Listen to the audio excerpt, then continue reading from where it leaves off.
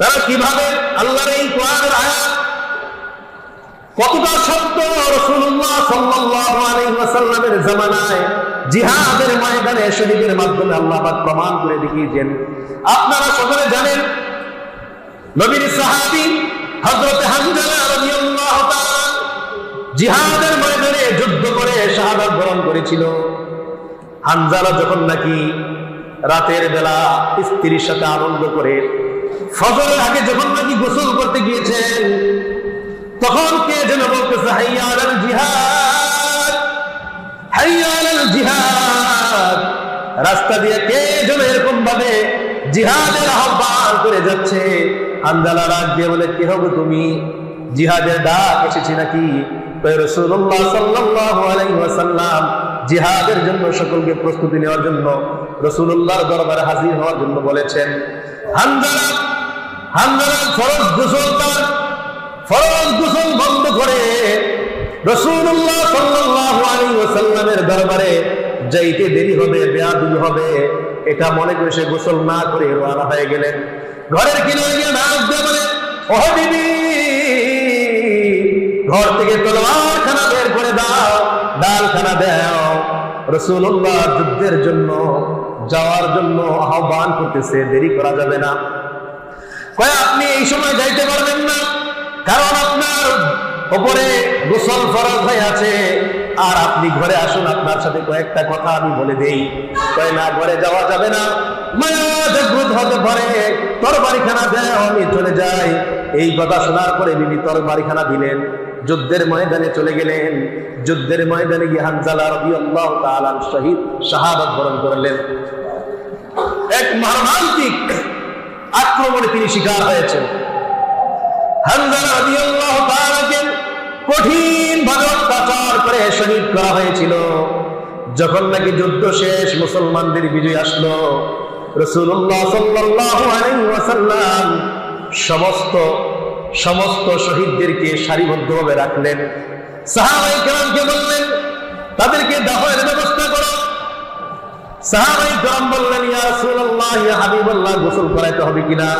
কয় না, শহীদরা যেইভাবে ইন্তেকাল করে ঠিক সেভাবেই তাদেরকে দাফন করা হবে।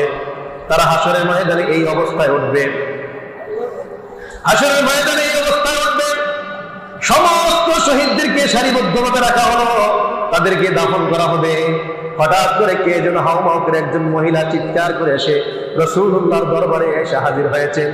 ইয়া রাসূলুল্লাহ, ইয়া হাবিবাল্লাহ, সকলকে যদি আপনি গোসল ছাড়া দাফন করেন, কিন্তু আমার স্বামীকে গোসল ছাড়া দাফন করা যাবে না, কারণ তার উপরে গোসল ফরজ অবস্থায় ছিল। বলেন সুবহানাল্লাহ।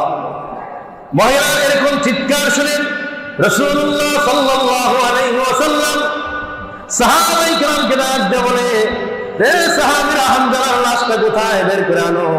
হামজালার লাশ খুঁজতে গিয়ে দেখে হামজালার লাশ এখানে নাই। হামজালার লাশ খুঁজে পাওয়া যাচ্ছে না।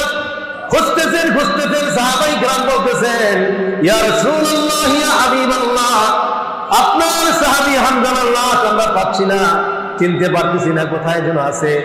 এমন সময় জিবরাইল আলাইহিস সালাতু ওয়াস সালাম আল্লাহর রাসূলের কাছে হাজির হয়ে বললেন, ইয়া রাসূলুল্লাহ, ইয়া হাবিবাল্লাহ, এই যে আপনার হামজালার লাশ, আপনার হামজালার উপরে গোসল করেছিল রব্বুল আলামিন ফেরেশতাদের মাধ্যমে আসমানের মধ্যে হামজালার গোসল দিয়া দিয়েছে। বলে সুবহানাল্লাহ। হামজালাকে হাউজে কাউসারের পানি দিয়ে ফেরেশতারা আসমানে গোসল করে আপনার কাছে পৌঁছে দিয়েছে।